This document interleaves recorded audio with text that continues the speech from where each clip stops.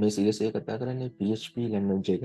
PHP කියන්නේ backend language එක. අපි දන්නවා වෙබ් ඩෙවලොප්මන්ට් වලදී front end back end කියලා නැත්නම් software development එකත් front end back end කියලා අපි කොටස් දෙකකට ඉගෙන ගන්නවා. front end එකේ run වෙනවා user කෙනෙක්ට පේන දේ. back end එකේ run වෙන දේවල් user ට පේන්නේ නැහැ.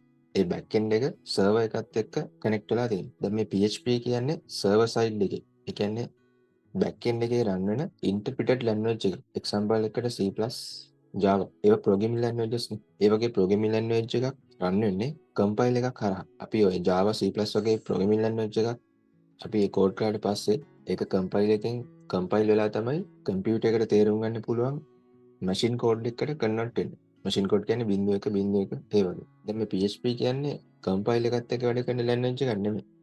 ඒක වැඩ කරන්නේ interpreter එකත් එක්ක. එතකොට මේක PHP කියන්නේ interpreted backend එකේ වැඩ කරන server side language එක. ඇයි PHP ඉගෙන ගන්න ඕනේ? PHP කියන්නේ තාමත් powerful language එකක්. අපි example එකකට Laravel. ඒ ගැන කතා කරොත් Laravel කියන්නේ PHP framework එකක්. දැන් Laravel 10 එක රිලීස් වුණා. ඒකේ කලින් වලට වඩා ගොඩක් features තියෙනවා. අපි front end එකට පාවිච්චි කරන React, Vue, එතකොට Angular මේ වගේ ඒවාටත් අපිට මේ Laravel කියන එක අපිට libraries use කරලා ඒ front end framework උනත් මේ Laravel එක use කරන්න පුළුවන්. එතකොට ඒකෙන් දැන් ටික ටික ආපහු මේ back end එකට Laravel use කරන එක එන්න නිකන් වැඩි ගතියක් තියෙනවා. අපි දැන් back end එකට node වගේක් use කරනවා නම් ඔය node කියන එක මේ complex මේ web app එකකට use කරන්න බෑ. ඒක lightweight use කරන්න තියෙනවා. ඒ කියන්නේ ඒකේ complex mathematical function use කරන්න බෑ.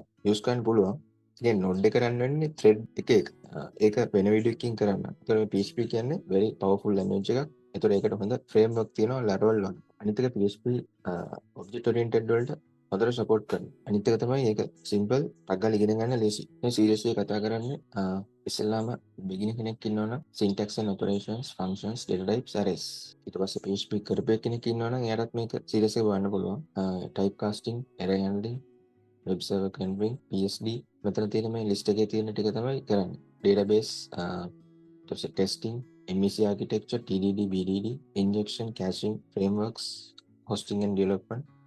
ඒ වගේ දේවල්. අපිට මේ PHP එක අපේ කම්පියුටර් එකේ run කරගන්න ඕන නම් අපිට ඕන වෙනවා server එක. අපිට දැන් server එකක් සල්ලි දීලා ගන්න ඕනේ නැහැ. අපිට local host. ඒ කියන්නේ අපේ කම්පියුටර් එකේම ඒ පොඩි server එකක් හදාගෙන මේ PHP codes run කරලා බලන්න පුළුවන්. අපි manual PHP install කරනවා නම් අපිට manual ගොඩක් දේවල් හදන්න තියෙනවා. හැබැයි අපි කරන්නේ මේ Xampp, WAMP, MAMP මේ වගේ all in one software එකක් පාවිච්චි කරලා අපේ කම්පියුටර් එකේ local host එකක් හදාගන්නවා. ඒ කියන්නේ local server එකක් හදාගන්නවා. ඒ server එකේ අපිට manual මුකුත් කරන්න නැහැ. manual කියන්නේ PHP configuration ඒ වගේ දේවල් කරන්න ඕනේ නැහැ.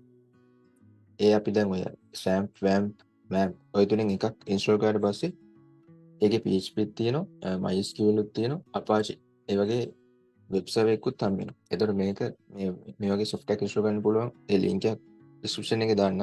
ඒක ලේසි ඕන තරම් videos තියෙනවා ඒකට. අපිට එහෙම නැත්තම් පුළුවන් Docker අහලා ඇති. Docker නැත්තම් virtual machine එකක් හදාගන්න. ඒ කියන්නේ අපි මේ WAMP, XAMPP වගේ එකක් install කරන්නේ නැත්තම් අපිට මේ Docker වගේ එකක් මේ laptop එකේ නැත්තම් computer එකේ දාගෙන මේ PHP run කරන්න පුළුවන් ඒක උඩ. මේ Docker එකයි මේ WAMP MAMP වැඩ කරන්නේ විදි දෙකකට. හරි. අපි මේ series එක පාවිච්චි කරන්නේ Xampp එක. ඒ හින්දා Xampp එක install කරගන්න පළවෙනි එක Xampp. අපි මේ Docker වගේ එකක් install කරනවා නම් ඒකේ configurations ටිකක් තියෙනවා. ඒ කියන්නේ ඒක ටිකක් complex වෙනවා. ඒක අපි container කියලා එකක් හදාගෙන ඒ කියන්නේ box වගේ.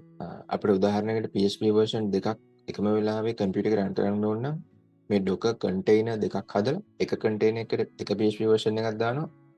අනිත් container එකට තව PHP version එකක් දාලා ඒ දෙකම අපේ run කරගන්න පුළුවන් PHP version දෙකම. හැබැයි මේ Xampp එකේදී PHP version දෙකක් එකවර run කරන්න බෑ. අනිත් එක MySQL versions දෙකක් එකවර run කරන්න බෑ.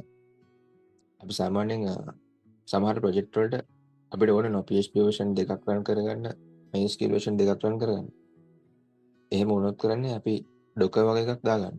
මේ Xampp කියන එක production level එකට අරන් යන්නේ නැහැ. මේක මේ අපි ඉගෙන ගන්න මොනවා හරි web development එකදී ඒක server එකක් විදිහට විතරයි පාවිච්චි කරන්නේ. මේ තියෙන Xampp එක. මේ Xampp එක අපිට මේ කැමති location එකකට install කරගන්න පුළුවන්. දැන් මම install කරලා තින්නේ C එකට. මේ තියෙන Xampp. Xampp එක ඇතුළට ගියාම ඒකේ තියෙනවා PHP ඇවිල්ලා තියෙනවා, MySQL ඇවිල්ලා තියෙනවා. Apache තියෙනවා. Apache තමයි මේ අපි සර්වර් එක විදිහට පාවිච්චි කරන්නේ. ඔයාගේ එකේ මේ Apache old ඒව නැති වෙයි. PHP old ඒව නැති වෙයි. ඒව මම දාගත්තේ. අපි දැන් PHP version එකක් කෝඩ් එකක් රන් කරනවා නම් අපි ප්‍රොජෙක්ට් එක හදන්න ඕනේ මේ htdocs කියන එක ඇතුලේ. මෙතන අලුතෙන් ෆෝල්ඩර් එකක් හදාගන්න. ඒකට කැමති නමක් දෙන්න පුළුවන්. මෙතන PHP new කියලා ෆෝල්ඩර් එකක් හදාගන්න. හරි. එතන මගේ ප්‍රොජෙක්ට් එකේ ෆයිල් ඔක්කොම තියෙන මේ PHP new කියන එක ඇතුලේ. එතන තමයි මම හදන්න ඕනේ මගේ ෆෝල්ඩර්ස් ටික. මෙතන තියෙන්නේ අපේ local host එක ස්ටාර්ට් කරන්න පුළුවන් ඉස්සෙල්ලාම Apache එක නැත්නම් MySQL එක. ඔය දෙක මෙතනින් ස්ටාර්ට් කරගන්න ඕනේ. මම Apache එක ඕපන් කරගන්නවා. එතන ඕනනම් අපිට පෙන්නනවා මේ රන් වෙන පෝර්ට්ස් එහෙම. ඒවා සමහර විට ඉස්සරහට ඕනෙනවා මේ පෝර්ට්ස් එහෙම. MySQL එකත් ස්ටාර්ට් කරගන්න. දැන් මගේ local host එක ස්ටාර්ට් කරන් ඉවරයි. ෆයිල් මුකුත් හදලා නැහැ තාම. දැන් ඕපන් කරන්න ඔයාගේ වෙබ් බ්‍රවුසර් එක. ඒක ටයිප් කරන්න local host ඊට පස්සේ enter කරන්න. local host කියලා දැම්මම මේ වගේ page එකකට එනවා. එහෙම එන්නේ මෙතන ඔයාගේ කිසිම ප්‍රශ්නයක් නැතුව මේ මෙන්න මේ සර්වර්ස් දෙක ඔන් වෙනවනම්. මෙතන රතු පාටට error message එනවනම් ඒ error message එක YouTube එකේ search කරලා බලන්න ඒක හදාගන්න ක්‍රම තියෙනවා. බැරි වුණොත් comment එකක් දාන්න try කරලා. හරි. මේක තමයි අපේ local host server එක. හරි. අපිට මේ PHP code type කරන්න code editor එකක් ඕනේ.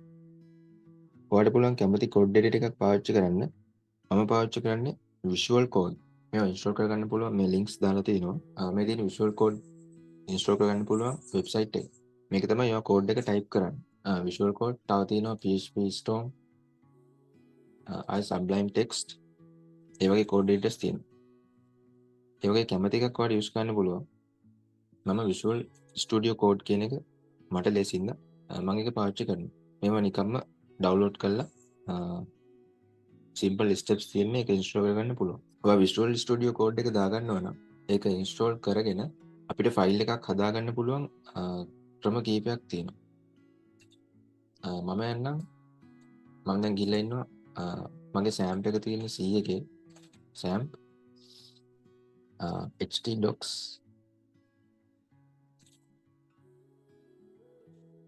අපි හදාගත්තේ PHP new කියලා ෆෝල්ඩර් එකක්.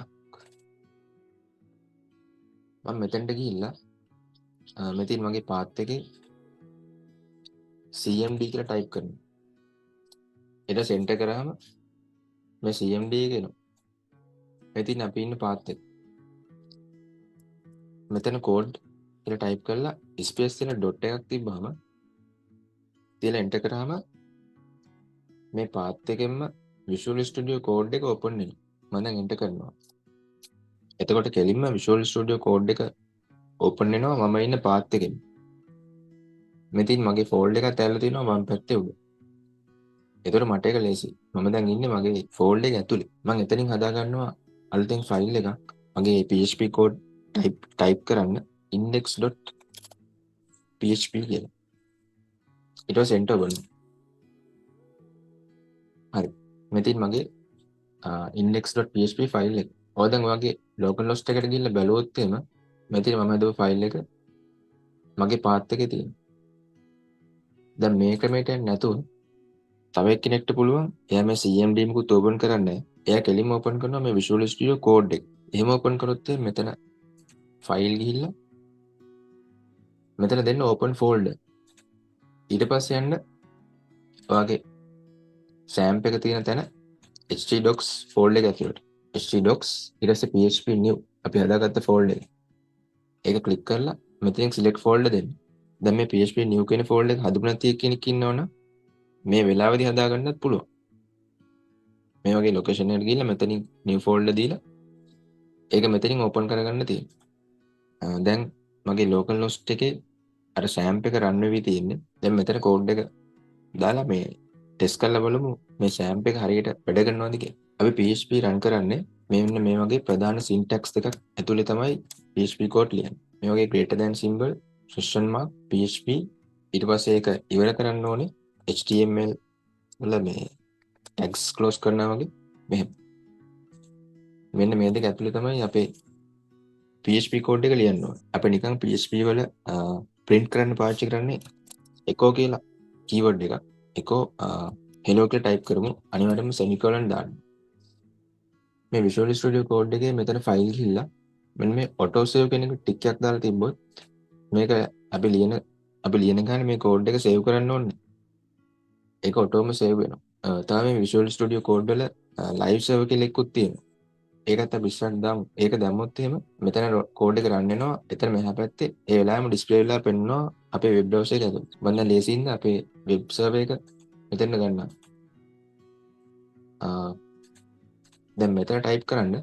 හරි. මම දැන් මේ උඩ තියෙන අනිත් ටැබ් ටික ක්ලෝස් කරගන්නවා. මෙතන localhost එකේ localhost කියන එක තියලා මේ dashboard එක මකලා එතන ටයිප් කරන්න ෆෝල්ඩර් එකේ නම PHP new. මෙහෙම දීලා එන්ටර් කරොත් එහෙම ඔයාගේ ෆෝල්ඩර් එකේ නම index.php නම් index නම් මේ hello කියන එක ඩිස්ප්ලේ වෙනවා. ඒක නිකන් මේ තියරි එකක් වගේ. ඔයාගේ නම index නම් ඒක ඔටෝම මේ main ෆෝල්ඩර් එකේ තියර ගන්නවා. ඒ කියන්නේ main ෆයිල් එකේ තියර අරගෙන ඒක රන් කරලා පෙන්නනවා. ඔයා මෙතන index කියලා නැත්තම් ටයිප් කරන්න ඕනේ තව ස්ලෑෂ් එකක් දාලා ඔයාගේ ෆයිල් එකේ නම abc නම් abc කියලා දාලා .php මෙහෙම දීලා එන්ටර් කරන්න.